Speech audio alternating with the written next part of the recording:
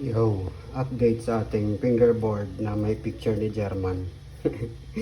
Hindi pa dumarating sa akin. Kaya ito munang tech deck yung yung ginagamit ko. Tapos yung mga tracks tsaka yung wheels dumating na kanina.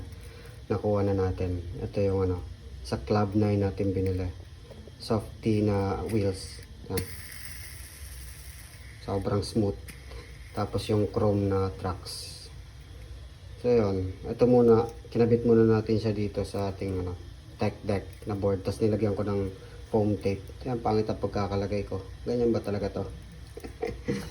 Tapos ito yung yung dating wheels ng ng tech deck na. Kaya pala hindi siya masyadong smooth.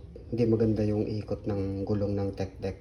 Kasi wala siyang bearings. Hindi tulad ng wheels ng ito yung nabili natin sa Club 9. Meron siyang bearings sa mga talaga siya, panlaro talaga.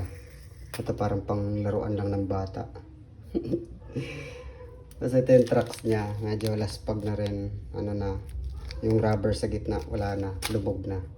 Yung speaker ng Club 9. So yun, ito lang muna na dumating sa atin. At budget meal na build lang, pero pukin ang inabot na ng 2,000 kasama yung board. 2,500 lahat kasama yung board. Pero ito muna yung dumating. So binayaran natin ng 1,500. Wheels tsaka tracks. Tapos kasama tong tools. Bumili pa ako ng tools na separated.